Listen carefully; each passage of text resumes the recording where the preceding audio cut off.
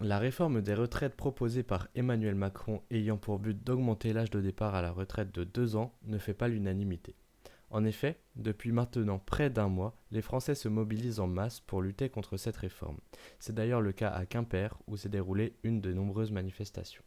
C'est maintenant qu'il faut se mobiliser parce que l'avenir de notre solidarité est en jeu et notamment l'avenir des populations les plus fragilisées qui arrivent en fin de carrière avec une attente de bénéficier de leur retraite et c'est une juste solidarité d'être là aujourd'hui et de manifester auprès d'eux. Cette réforme, qui est donc très sujette à controverse, sera votée en dernier délai le 26 mars 2023.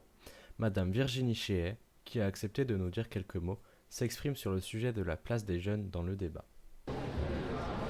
On sait que c'est difficile parce que est-ce que vous vous posez tous la question, est-ce que vous aurez une retraite plus tard? Alors est-ce que la motivation, le débat d'aujourd'hui, vous en êtes impacté? Oui, vous allez être impacté. Vous allez devoir rentrer dans le marché du travail, vous allez devoir travailler comme nous. Et si nous on part plus tard, vous rentrerez pas. Vous allez partir et puis la vie c'est pas que le travail. Oui, c'est sûr. Est-ce que c'est important pour vous de se mobiliser aujourd'hui pour mettre un barrage à cette réforme? Ah oui, oui, c'est important. C'est important de montrer aussi qu'on n'est pas d'accord sur tous les principes. Voilà, c'est ça la démocratie. Oui, c'est sûr. Plus de 2000 personnes se sont mobilisées aujourd'hui à Quimper afin de faire entendre leur mécontentement vis-à-vis de la réforme des retraites. Mais quelle est donc l'utilité de cette réforme ? Les réformes des retraites en France ont pour objectif de modifier le système de retraite actuel afin de le rendre plus équitable, plus durable et plus adapté aux changements démographiques et économiques. Le système de retraite français actuel repose sur un système de répartition, dans lequel les cotisations des travailleurs actifs financent les pensions des retraités.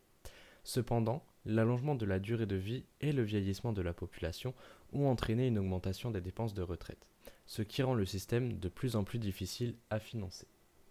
Les réformes des retraites visent donc à repenser le système de retraite pour le rendre plus équilibré et plus juste, en prenant en compte les réalités économiques et démographiques.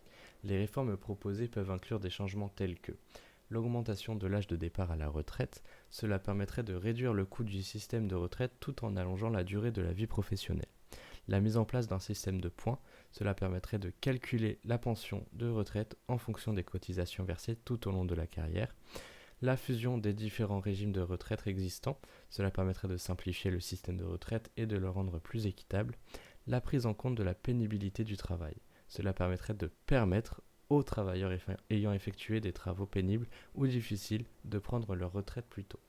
En somme, les réformes de retraite ont pour but d'adapter le système de retraite français aux défis actuels tout en garantissant une pension de retraite suffisante et équitable pour tous.